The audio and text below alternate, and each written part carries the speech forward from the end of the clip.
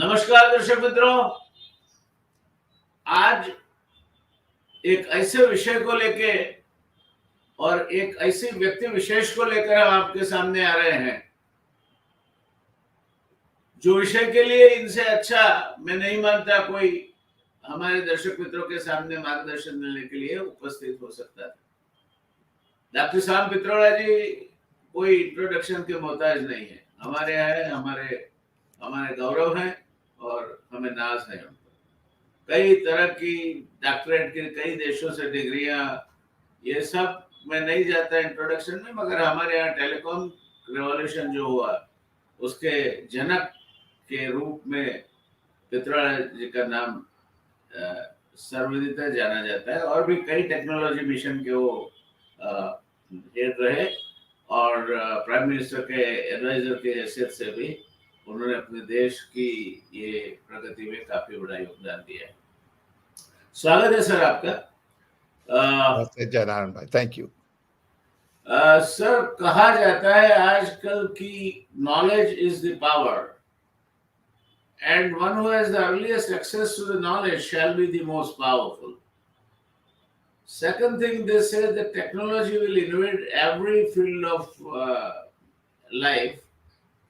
One who adapt to it shall prosper. One who doesn't shall disappear like dinosaur. And the third hypothesis says that the pace at which the technology will change will be so great that if one sleeps in the night, रात को अगर सो गए और सुबह में आपने अपने आप को रिफ्रेश नहीं किया, अपडेट नहीं किया, तो आप आउटडेटेड हो जाएंगे। सर, इसको मद्देनजर रखते हुए आज की चर्चा का हमने आयोजन किया है और हम नहीं मानते कि आपसे ज्यादा अधिकृत एक्सपर्ट हमें इसके लिए मिल सकता था, इसलिए फिर एक बार हमारे दर्शक मित्रों की ओर से और मेरी व्यक्तिगत हैसियत से मैं आपका शुक्रगुजार हूँ। धन्यवाद सर, ये ज्ञान का प्रभाव बढ़ता जाता है, टेक्नोलॉजी का इन्वेंशन बढ़ता जाता है, कई नए इन्वेंशंस आते हैं, उसके साथ साथ मानव जीवन भी प्रभावित होता है। क्या मानना है आपका, किस तरह का प्रभाव आने वाले समय में, अगर हम ज्यादा लंबा समय नहीं लेंगे, क्योंकि the pace at which the technology is going to change will be so great कि अगर हम कहेंगे आज से 50 साल बाद तो शायद हमें कल्पना भी नहीं होगी उस तरह के चेंजेस होंगे। मगर हम 20 साल की बात करें कि आज से 20 साल के बाद भारत किस तरह की टेक्नोलॉजी ड्रिवन परिस्थितियों से प्रभावित होगा। बहुत बहुत धन्यवाद आपका। ये सवाल बहुत जरूरी है और ये सवाल के बारे में सोचना उतना ही जरूर है। सबसे पहले हमें समझना है कि विज्ञान के बिना भविष्य नहीं है। There is no future without science.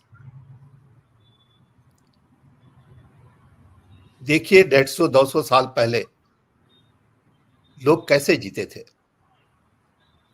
सब जगह रोग थे, न इलेक्ट्रिसिटी थी, न टेलीफोन था। जिंदगी बहुत कठिन थी 200 साल पहले। लोगों को खाना नहीं मिल रहा था, गरीबी बहुत थी, ट्रांसपोर्टेशन कोई जात का नहीं था। अब आप देखिए 200 साल में क्या हो गया। जो 2 लाख साल में नहीं हुआ वो शायद आखिरी 20 साल में हुआ। सबसे पहले यह समझना है कि साइंस वो हमारा भविष्य है। मुझे बहुत दुख होता है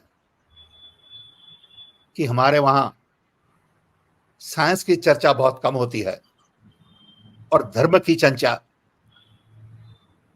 बहुत ज्यादा होती है। हम पीछे देखना जानते हैं, हम आगे देखना नहीं जानते। अब साइंस में 3 फोर्सेस एक ग्रेविटेशनल फोर्स, दूसरा इलेक्ट्रोमैग्नेटिक फोर्स और तीसरा न्यूक्लियर फोर्स। ये 3 फोर्सेस ने हमारी दुनिया बदल दी।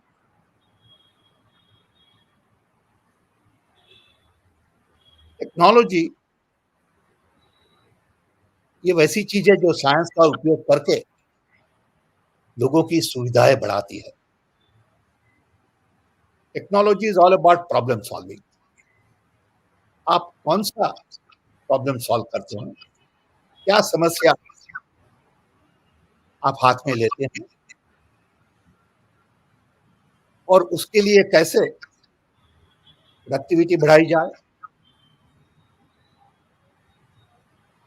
कॉस्ट कम की जाए, एफिशिएंसी बढ़ाई जाए और नए नए रास्ते निकाले जाए कि जिससे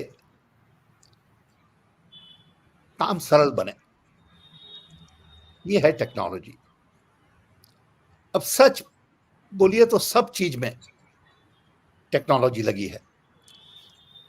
टेक्नोलॉजी एग्रीकल्चर में चाहिए कि कौन से बीज लगाएंगे, कब लगाएंगे, हाइब्रिड बीज का क्या फायदा होगा, कौन सा फर्टिलाइजर लगाएंगे, कहाँ स्टोर करेंगे, डिस्ट्रीब्यूट कैसे करेंगे, प्राइस कैसे डिसाइड करेंगे, कोल्ड स्टोरेज कहाँ लगाएंगे। So food and agriculture is full of modern technology. अब तो सैटेलाइट इमेजरी, जियो हाइड्रोलॉजिकल सर्वेज, ये सब टेक्नोलॉजी एग्रीकल्चर के लिए बहुत इंपॉर्टेंट है, जिससे एग्रीकल्चर की प्रोडक्टिविटी बढ़ सकती है। हमारा ग्रीन रेवोल्यूशन देखिए पास्ट में, it was all about technology and science. एक जमाना था लोग कहते थे कि हिंदुस्तान के लोग अपना खुद अनाज नहीं बना सकेंगे, देश भूखा ही रहेगा। अब देखिए, not only we can feed 1.5 billion people, लेकिन हमारे वहां सरप्लस अनाज भी है। ये टेक्नोलॉजी और टेक्नोलॉजिस्ट और साइंटिस्ट की कमाल है। वैसे टेक्नोलॉजी चाहिए पीने के पानी के लिए, सैनिटेशन के लिए, इलेक्ट्रिसिटी, पावर, एनर्जी के लिए। कम्युनिकेशन देखिए कैसे कम्युनिकेशन देश में बदल गया। एक जमाना था हमारे वहां 10 साल लगते थे टेलीफोन कनेक्शन के लिए। हमारी टेलीफोन डेंसिटी 2 भी नहीं थी, यानी कि हर 100 लोगों में 2 लोगों के पास फोन था। आज टेलीफोन डेंसिटी 85 हो गई है, यानी हमारे देश में 1.5 बिलियन लोगों के पास 1.2 बिलियन टेलीफोन्स हैं। ये सब कैसे हुआ? क्योंकि साइंस ने हमें, टेक्नोलॉजी ने हमें रास्ता बताया।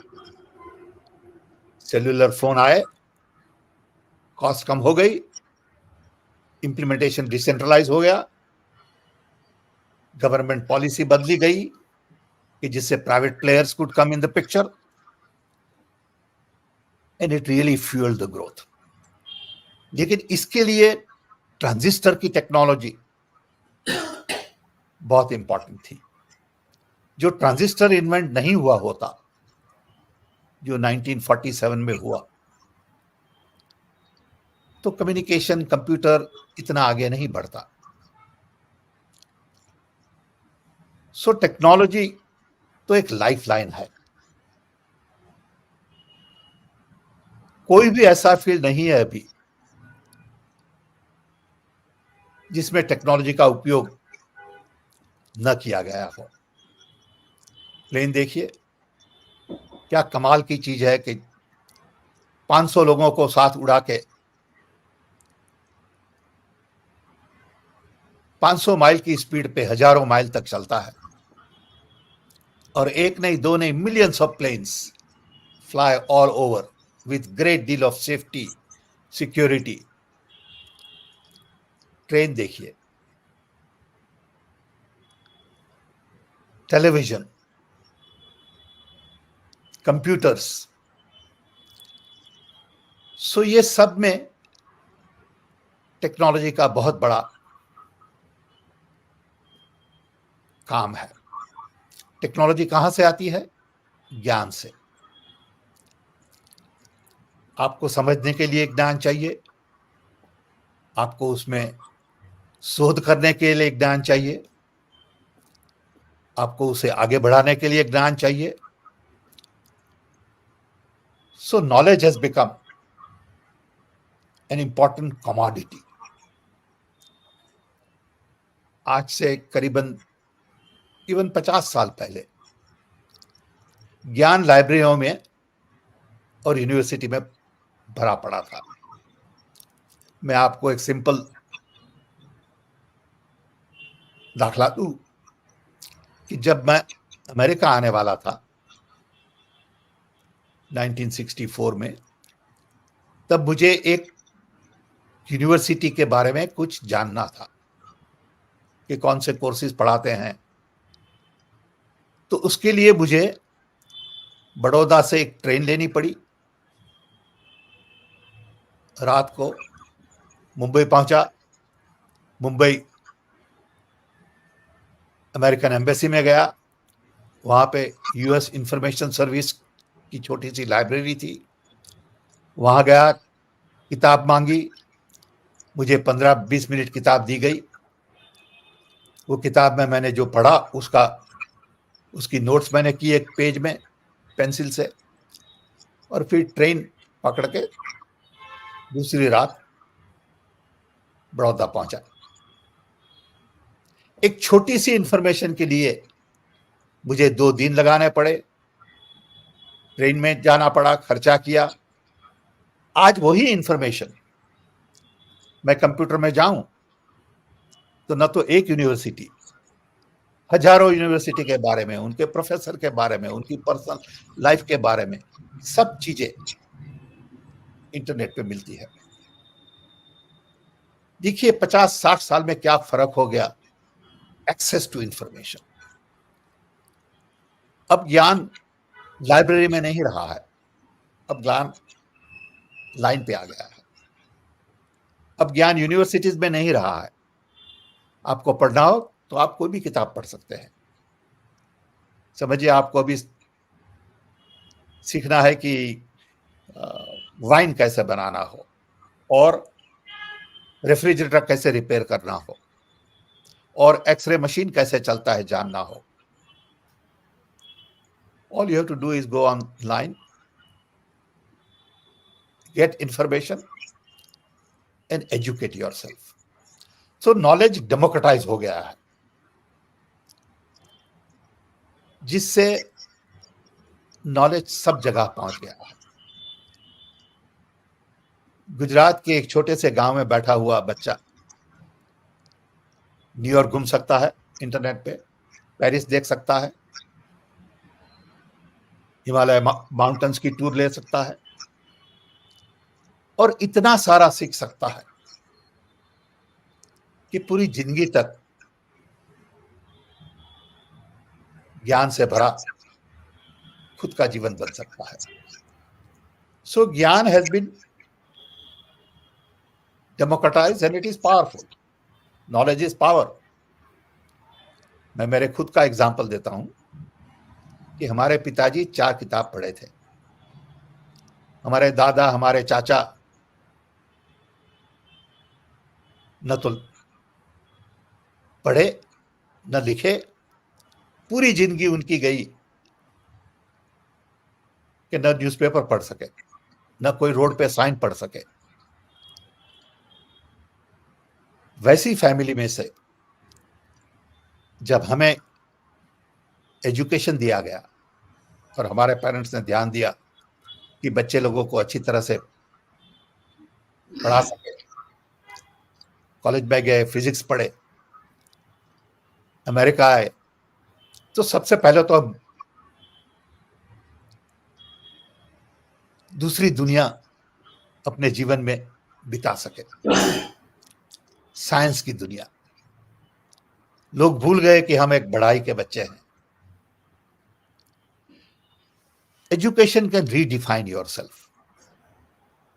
Education can give you opportunities, open doors. इतने दरवाजे उनसे खुल जाते हैं। लेकिन एजुकेशन लाइफ लॉन्ग लर्निंग है।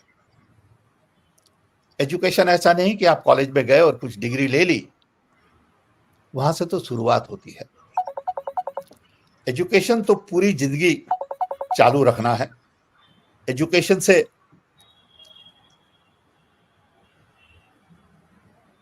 आपकी जिंदगी नॉट ओनली एनरिच होगी, लेकिन आपकी पहचान भी बदल जाएगी। So I think education is very important. जी सर। सो ये सर, यही थोड़ा लंबा जवाब दिया आपके छोटे प्रश्न का। नहीं, ये अच्छा किया आपने, क्योंकि इससे पूर्व भूमिका बिल्कुल ठीक से जम गई। इसको मुझे आगे बढ़ाते हुए आपसे पूछना है सर।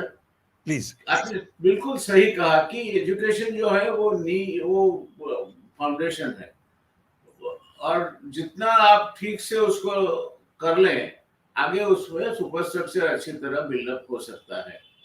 मगर सर, हमारे यहाँ इससे उल्टा है। अभी एक रिपोर्ट आया है सर का, जो कहता है कि 9th या 10th स्टैंडर्ड का बच्चा 2nd स्टैंडर्ड की टेक्स्ट बुक को नहीं पढ़ सकता। अब दुनिया की बात करें तो पहली 150 यूनिवर्सिटी में हमारी एक भी यूनिवर्सिटी का नाम नहीं है। 152nd नंबर पे आईआईटी बम्बई आती है। तो सर, दुनिया इस ओर जा रही है। आपने बिल्कुल ठीक कहा कि आने वाले समय में knowledge will be the power, and knowledge will be a sort of continuous thing that you can't learn once and then keep it aside.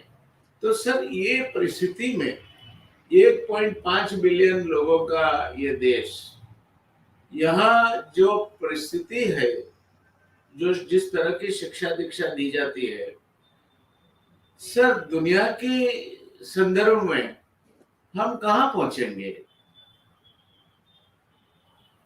Doctor Manmohan Singh के समय उन्होंने नेशनल नॉलेज कमीशन बनाया था, जिसमें करीबन 9-10 लोग प्रोमिनेंट एक्सपर्ट्स इंडिया के 3 साल तक लगाए गए। उन्होंने एक इतना अच्छा रिपोर्ट तैयार किया। It is called report of the national knowledge commission, जिसमें 5 चीजों पे ध्यान दिया गया था। एक, नॉलेज इंस्टीट्यूशंस। दूसरा, नॉलेज कॉन्सेप्ट्स। तीसरा, knowledge creation, knowledge applications and knowledge in governance and services. ये रिपोर्ट 27 विषय पे 300 रिकमेंडेशन वाला रिपोर्ट है। वो रिपोर्ट में ज्ञान को आगे बढ़ाने के लिए क्या करना चाहिए देश में, स्कूल के एजुकेशन के लिए, कॉलेज के एजुकेशन के लिए, university research, how do we get more PhDs, how do we get our engineering colleges, and all that has been documented. अब सवाल कहाँ खड़ा होता है आजकल कि सरकार बहुत सारी चीजों में ज्यादा दखल देती है। एजुकेशन एक ऐसा विषय हो जब सरकार को जवाबदारी लेनी है, लेकिन वो कर देते हैं प्राइवेटाइज। और प्राइवेटाइजेशन होने से लोग खाली बिजनेस मॉडल पे ध्यान देते हैं।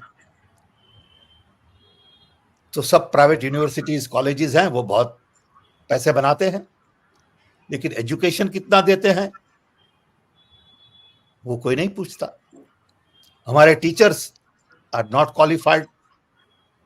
So if teachers are not qualified, how are they going to teach students? So बहुत सारे सवाल हैं जिस पे हमने ध्यान नहीं दिया है, लेकिन हम ऐसा मानते हैं कि the information age will make every student a self learner.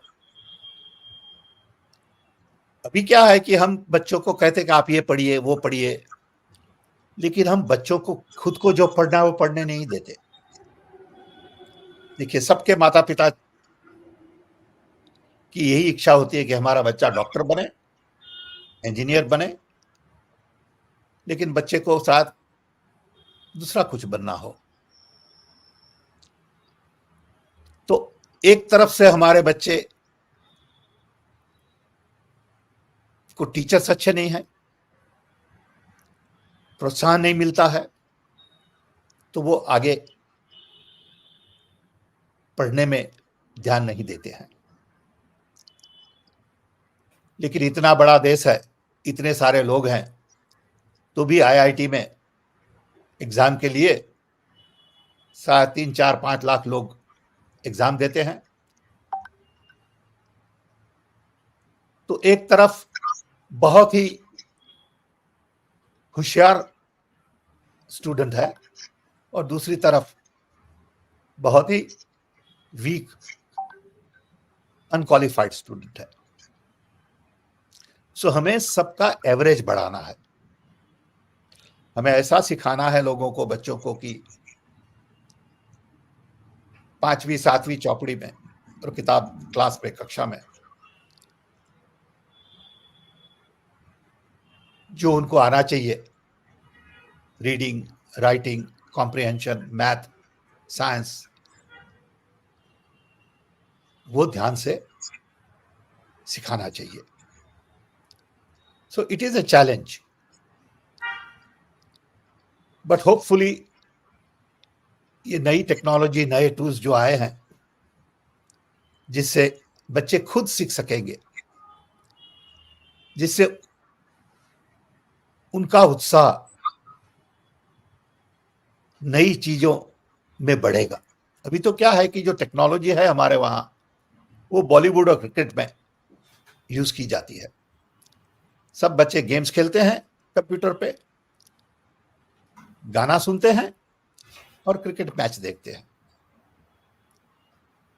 लेकिन उनको ये नहीं समझाया गया है कि ये तो आपके पास लाइब्रेरी है आपके हाथ में. एंटरटेनमेंट इंस्ट्रूमेंट नहीं है, आपके पास दुनिया की लाइब्रेरी है. इसको एक्सप्लोर करिए, किताबें पढ़िए, उसमें साइंस समझिए, देश देश की टूर लीजिए, हमारे देश के बारे में समझिए, हमारी नदियां, हमारे पहाड़, हमारे जंगल्स, हमारे स्टेट्स, ये सब ज्ञान की चीजें हैं. लेकिन लोग ज्ञान में ज्यादा ध्यान नहीं देते, वो गॉसिप में, गप लगाने में लग जाते हैं. और हमारी सरकार भी यही प्रोत्साहन देती है कि आप पॉलिटिकल गॉसिप में लग जाइए, झूठ को एम्पलीफाई करिए, एक दूसरे को लड़ाइए, हेट प्रोपेगेट करिए. ये ज्ञान नहीं है, ये अज्ञान है. सो हमें बहुत दुख होता है जब हम देखते हैं कि आपके हाथ में जो लाइब्रेरी है पूरी, उसका आप ठीक से उपयोग नहीं कर रहे हैं. ये बच्चों को समझना है, पेरेंट्स को समझना है, टीचर्स को समझना है. तो आपकी बात सच है कि हमें स्टैंडर्ड बढ़ाना है. सर, वैसे कहा जाता है कि सा विद्या या विमुक्त है. विद्या वो है जो आपको मुक्ति दिलाती है.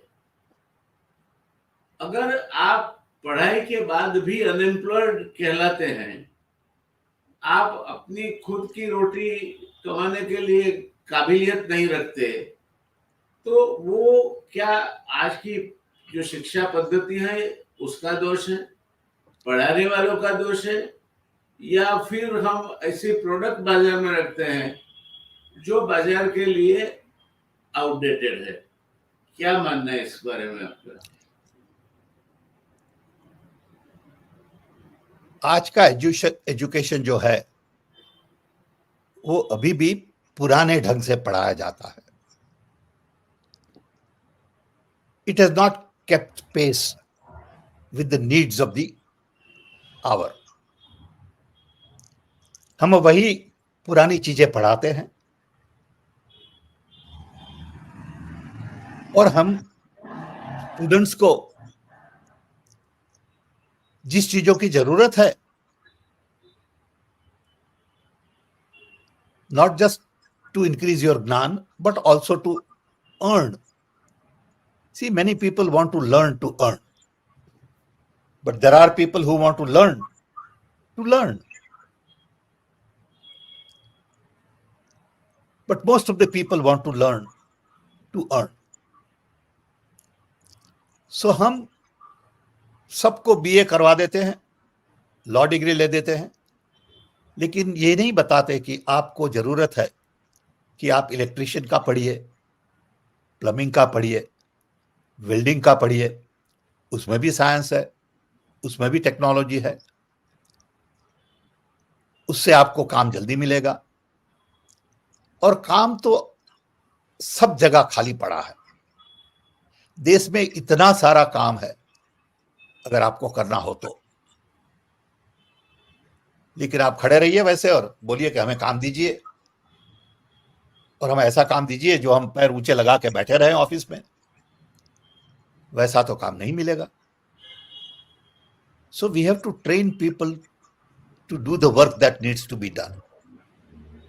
देश में देखिए, garbage collection is a major challenge.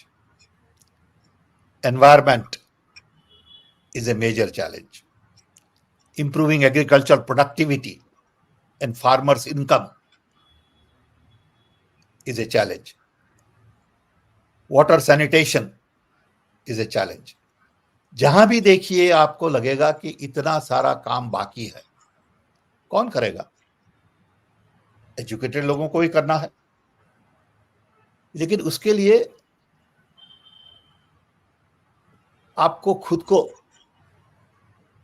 अंदर से ऐसा होना चाहिए कि पढ़ के मैं जॉब क्रिएट करूंगा, जॉब लूंगा नहीं. अभी तो क्या है, सब लोगों को ऐसे पढ़ाया जाता है कि जैसे ही आप कॉलेज की डिग्री खत्म करें बोले हमारा जॉब कहाँ है. कोई ऐसा नहीं कहता कि now I will create jobs because I am educated. But everybody wants to take a job and not create a job. लाखों जॉब क्रिएट हो सकते हैं कंस्ट्रक्शन में, हाउसिंग में, नए नए,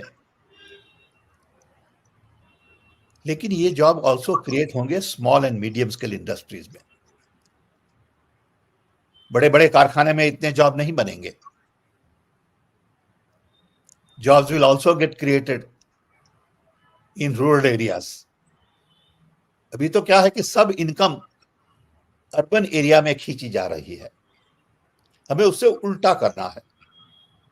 हमें ऐसे जॉब क्रिएट करने हैं जैसे इनकम अर्बन से रूरल तक जाए.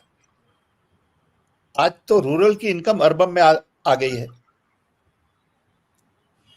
सो रूरल कम्युनिटी को हमने सक कर लिया है. सो ज्ञान और काम साथ साथ होना चाहिए. ज्ञान से काम बढ़ेगा और काम से ज्ञान बढ़ेगा. You cannot separate these two things. Sir, with the country becoming the largest populated country on the globe, the dimensions of the problems, be it water security, be it food security, be it energy security, whatever, are also increasing exponentially. तो आने वाले समय में sir ये जो जिस तरह की समस्याएं जिस स्वरूप में हमारे सामने आ रही है, उस समस्याओं को हल करने में ज्ञान का उपयोग कैसे और कहाँ किया जाएगा सर? और आपने बिल्कुल सही कहा सर कि पढ़ने का मतलब सरकारी नौकरी, ये इसमें से हमें बाहर निकलना होगा, नौकरी दाता बनना होगा, नौकरी लेने के लिए क्यों में खड़ा नहीं रहना होगा। ये बात आपकी बिल्कुल सही है, मगर ये कौन बदलेगा, या साइकी बदलेगा कौन सर? अभी तक की तो सरकारें जो है वो अपने मैनिफेस्टो में लिखती है हम 2 करोड़ नौकरियां देंगे, हम इतने करोड़ नौकरियां देंगे, ये करेंगे वो करेंगे, हम मुफ्त में एक देंगे। तो सर कहाँ जा रहे हैं हम? कहीं हमारी पॉलिसीज गलत है या सोच गलत है? क्या गलत है हमारी? नहीं, हमने ऐसा कल्चर किया है कि लोग ये मानते हैं कि हमारा प्रॉब्लम कोई दूसरा सॉल्व करेगा। लोग ऐसा नहीं समझते कि हमारा प्रॉब्लम हमें सॉल्व करना है। अब आप देखिए, देश में 750 डिस्ट्रिक्ट्स है, रफली 700 समझिए। हर डिस्ट्रिक्ट में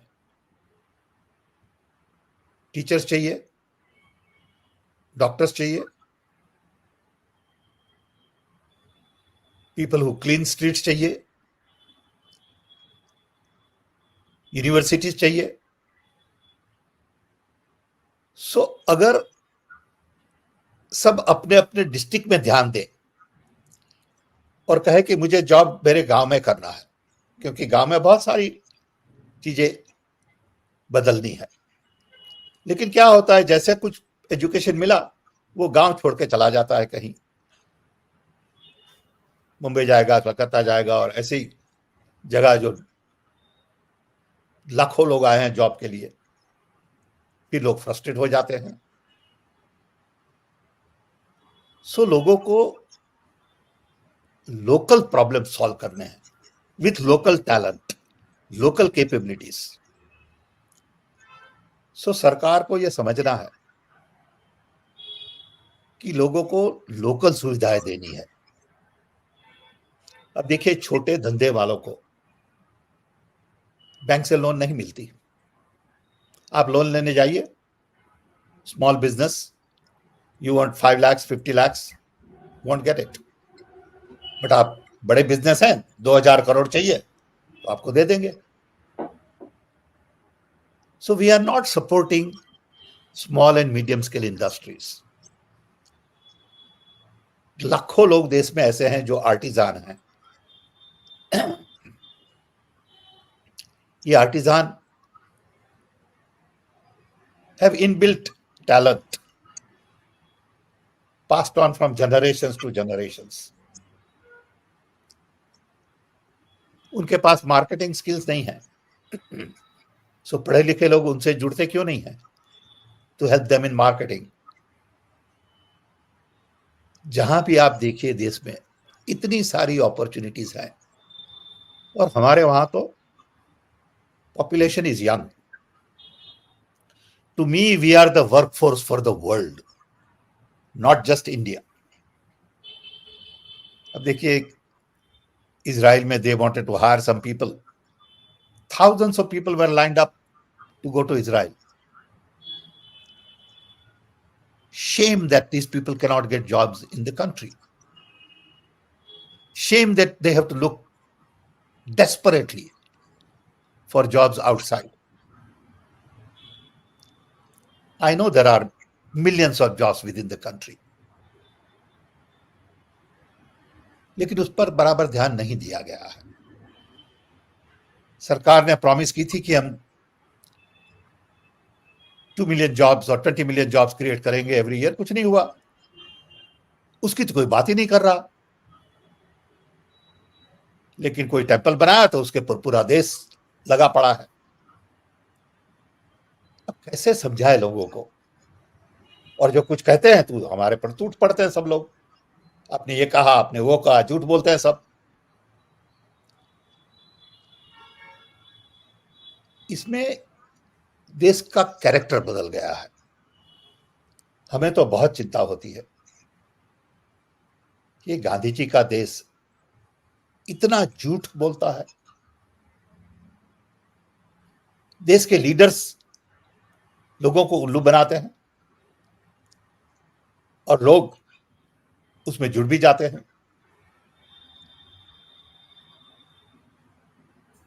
It shows lack of education. Education is also about manners, character, values, morals, ethics, discipline, creativity, analysis. Education is about all of these things. ये तो कोई है ही नहीं ना। अब आपने स्कूल में से एवोल्यूशन थ्योरी निकाल दी और लोग कुछ नहीं कहते। ये कैसा देश है कि हम एवोल्यूशन थ्योरी में नहीं मानते और ऐसा मानते भगवान ने हमें बनाया है। कमाल की बात है। आप पीरियोडिक टेबल स्कूल से निकाल देते हैं तो ये हमें कहता है कि आप एंटी साइंस हैं, आप एंटी टेक्नोलॉजी हैं। और फिर प्लेन में बैठ के आ गए तो बोले हम तो टेक्नोलॉजी वाले हैं। सो ये सब दिखावा है, इट्स ए शोमैनशिप, सब्सटेंस नहीं है किसी में। हम देखते हैं सब लीडर्स को, उनके मुंह से पता चलता है कि बिल्कुल अज्ञान लोग हैं। हमें उन्हें बोलने की भी जरूरत नहीं, सुनने की भी जरूरत नहीं। उनकी बॉडी लैंग्वेज बताती है हमें कि घमंड से भरे हैं, झूठ से भरे हैं। वो क्या बच्चों को सिखाएंगे? तो हमें बहुत दुख होता है, लेकिन क्या करें। सर आपने बहुत मुद्दे की बात कही। एक चीज में मैं सीधा मेरे एक्सपीरियंस की वजह से आपके साथ जुड़ सकता हूँ। गुजरात जब अलग राज्य हुआ द्विभाषी बंबई से, तब हम 8वें नंबर पे थे सर देश में, इंडस्ट्रियलाइज्ड स्टेट्स में। गुजरात 8वें नंबर से 1990 में दूसरे और इवेंचुअली फर्स्ट नंबर पे आया, thanks to the micro and small industries. उस समय गुजरात में कोई बड़ी इकाइयां नहीं थी। बड़ी इकाइयां कौन सी थी? कुछ बड़ौदा में थी, कुछ राजकोट में थी, कुछ अहमदाबाद में थी। उसको छोड़ के बड़ी इकाइयां नहीं थी। आज का जो रिलायंस है वो 3,68,000 रुपए की कैपिटल से नरोदा में पैदा हुआ।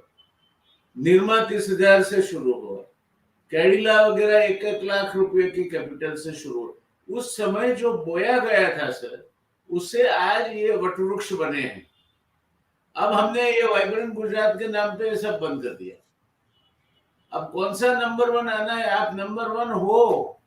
आपके वहां आपने बिल्कुल सही कहा सर। इन्होंने क्या किया कि स्मॉल इंडस्ट्री की व्याख्या भी बदल दी कि आप अगर 200 करोड़ का टर्नओवर करते हैं तो you are a small industry. तब 200 करोड़ का टर्नओवर करने वाला इंसान वो स्मॉल इंडस्ट्री में आता है क्या? मगर हमारा पूरा प्रायोरिटी जो था वो बदल गया है। और आपकी बात बिल्कुल सही है।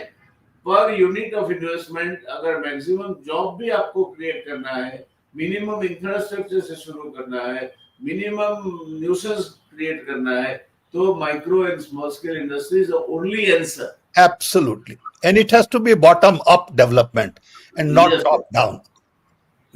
Very right, sir.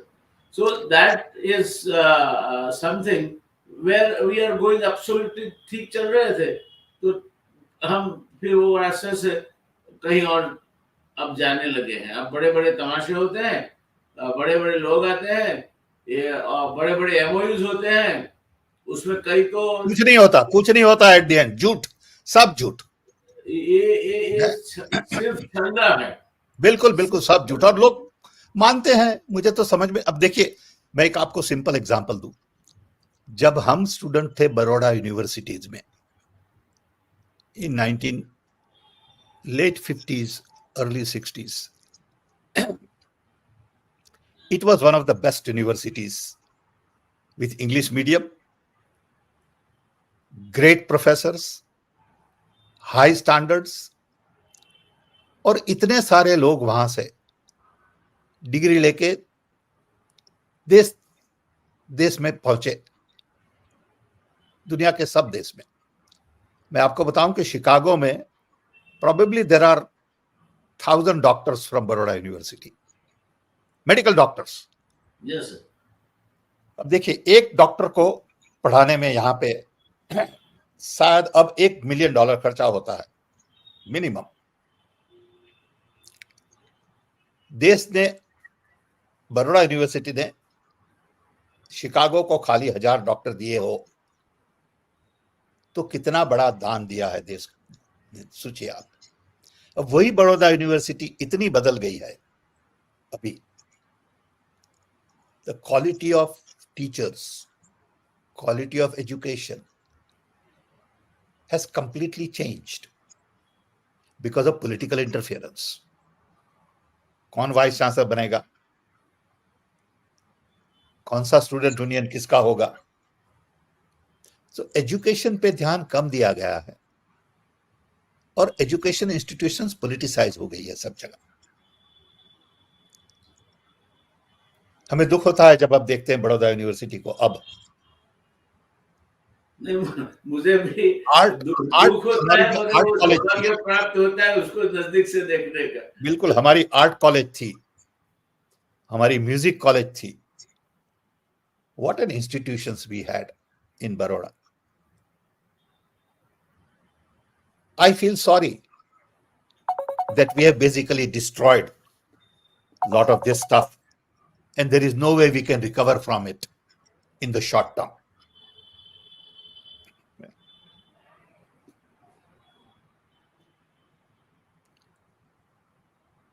हाँ बताइए।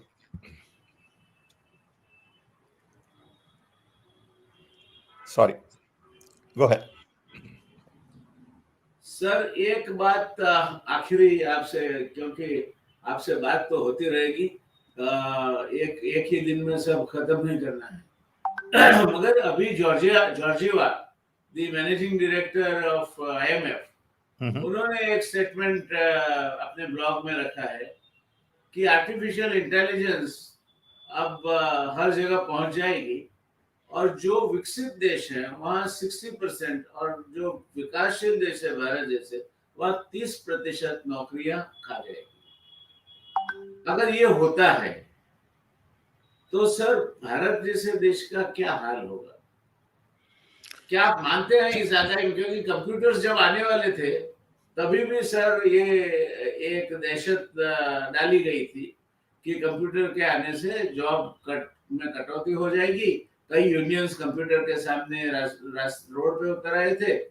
यही मॉल जब आए तब यही बात हुई थी। तो आज जो जॉर्जिया ने बात की है आर्टिफिशियल इंटेलिजेंस के बारे में, क्या इतनी सारी संख्या में नौकरियां में कटौती आएगी आर्टिफिशियल इंटेलिजेंस की वजह से? देखिए, जब भी नई टेक्नोलॉजी आती है कोई भी चीज में, इट चेंजेस जॉब्स। पुराने जॉब खत्म होते हैं, नए जॉब शुरू होते हैं। So technology intervention is about retooling and retraining. It is never about elimination. जब कंप्यूटर आया तब सब यही कह रहे थे। ऑटोमेशन आया, यही बात थी। जब मशीन टेक्नोलॉजी आई, वही बात थी। मैं आपको एक सिंपल एग्जांपल दूं। जब ऑटोमेटिक डायलिंग वाज इन्वेंटेड, इसी पहले क्या था कि आपको किसी को बताना है ऑपरेटर को कि हमें 4 नंबर पे जोड़ दीजिए, सो ऑपरेटर एक केबल लेके 4 नंबर पे आपको जोड़ेगी। उसके बाद आया automatic dialling. So every person became telephone operator. उस वक्त अमेरिका में सब ऑपरेटर स्ट्राइक पे गई और बोला कि ऑटोमेटिक डायलिंग मत करिए क्योंकि इससे तो हमारा जॉब चला जाएगा। अगर हमने उनको सुना होता आज, तो every human being on the planet, all 8 billion people would be telephone operators. That is the number of calls we generate today. हमने जब इंडिया में राजीव गांधी के टाइम में रेलवे टिकट को कंप्यूटराइजेशन किया, इतना सारा विरोध था उस वक्त। बोलिए क्या कर रहे हैं आप लोग? हमें लोग गालियां देते थे कि इनको कोई पता नहीं देश का क्या होने वाला है, ये सब अमेरिका से आए कंप्यूटर बॉयज हैं। सब बीजेपी नेता जो हैं आज वो सब क्रिटिसाइज करते थे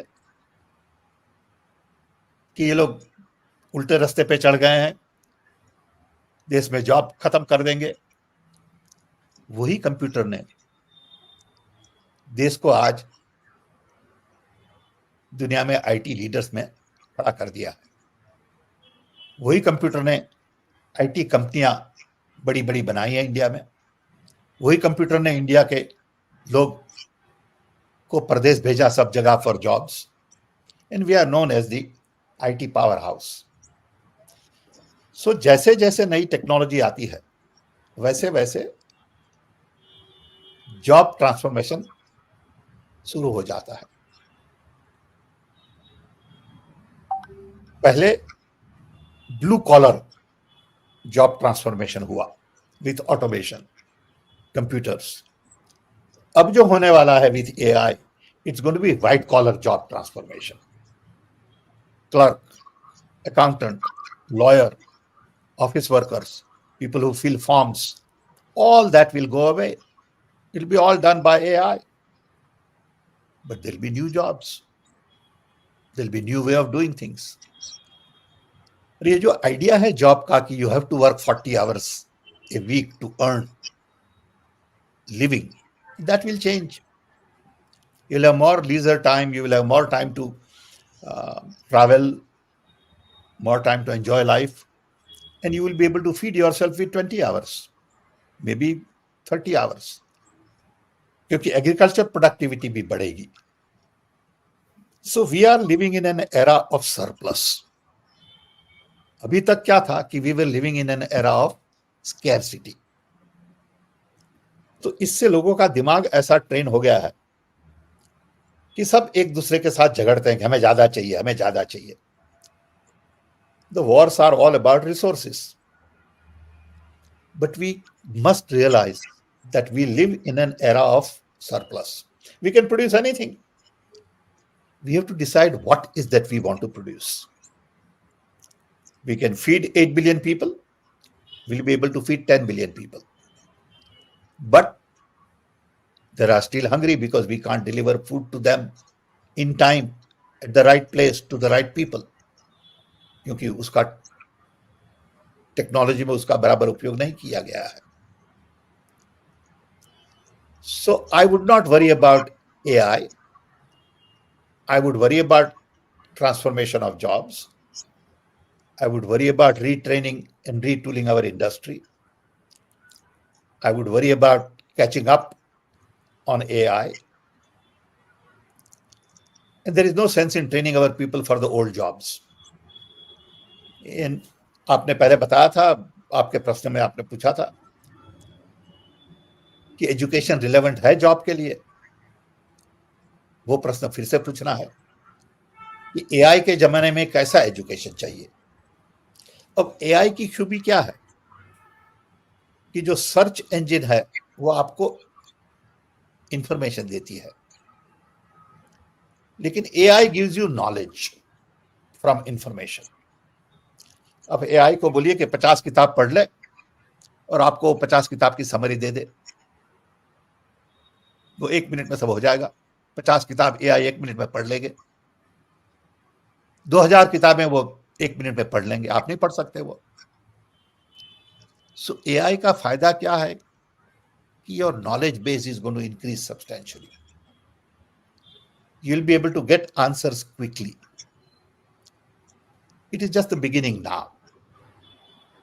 And I'm sure in next 10 years, AI will have huge impact on our education, health, governance,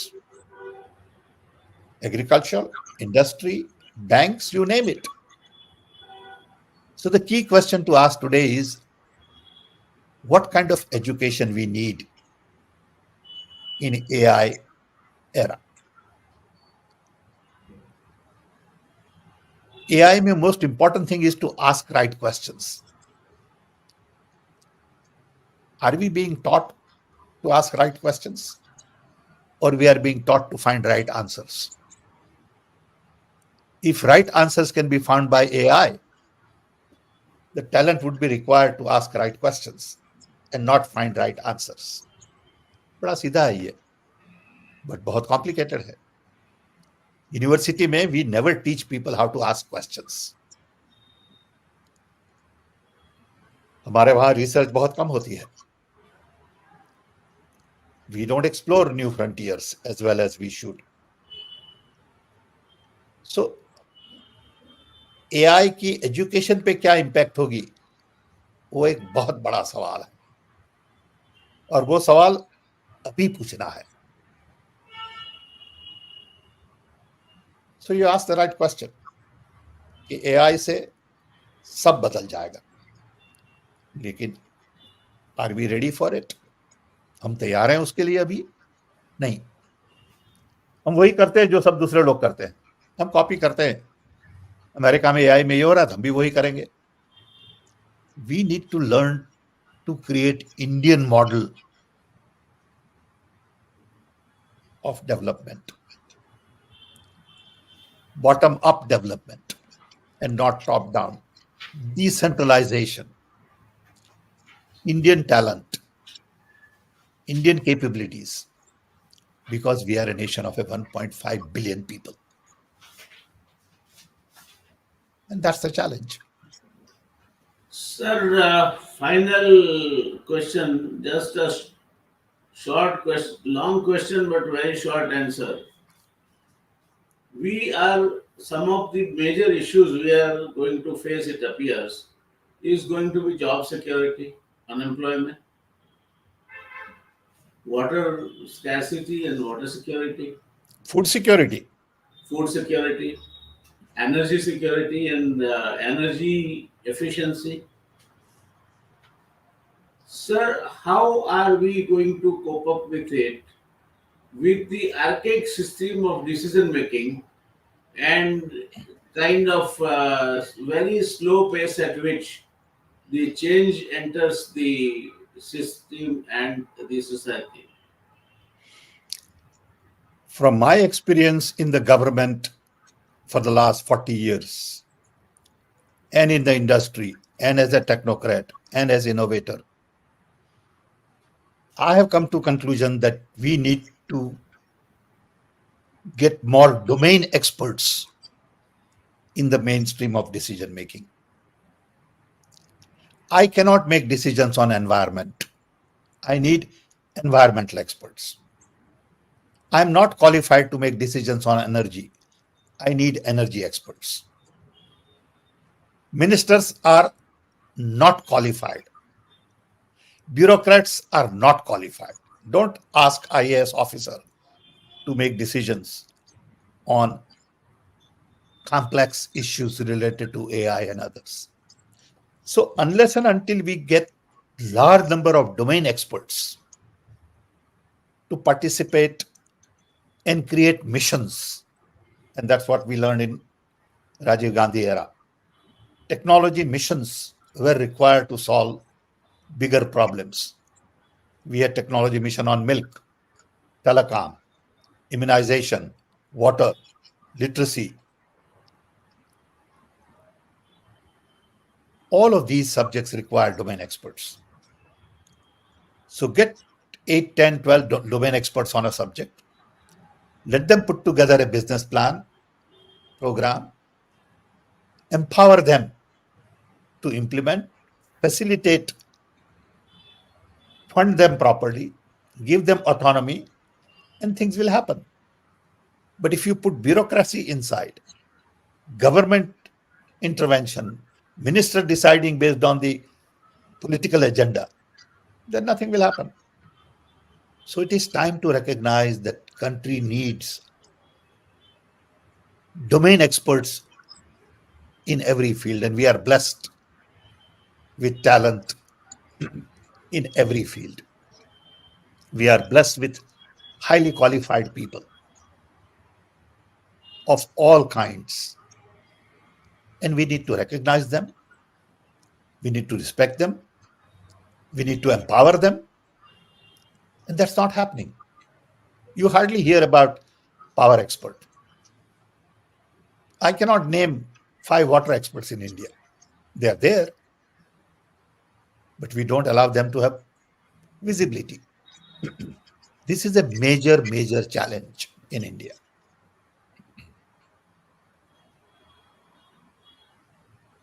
Very true, sir. Unless domain experts are given due freedom and the encouragement to work, uh, I They know fully it. agree. They know what needs to be done. If they don't, they will Yes, figure it out. Trust them yes. and let them make mistakes. It's okay. Sir, how many years India will take to change? Final question, sir. It is up to us. We have to decide whether we want to change or we don't want to change. If we are hung up on today's India, which is more caught up in religion, hate, which is caught up in dividing people, which is caught up in lies, misinformation, personal attacks, trolling, then we'll have a problem. We got to decide what kind of a nation we want to build. Do we want to build a nation which is more democratic and not authoritarian, which is more scientific, which is more, focused on job creation? We'll have to, have a different mindset. Today, we are on wrong track, according to me. Yes, sir. Sir, thank you so much. It was very interesting to have this interaction with you, sir.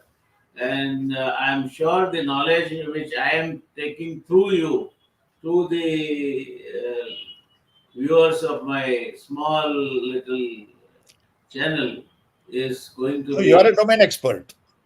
Okay, you are one of the domain experts. I don't know what am I, but I Yeah, am you are. trying to sort of do whatever best I can, and thanks to the support which I receive from the experts like you, sir. So thank you very much, sir. Have Thank you. a Look nice forward to it. time, and may God bless you, sir. Thank you. Look forward to it. Yes, sir. Bye. Bye.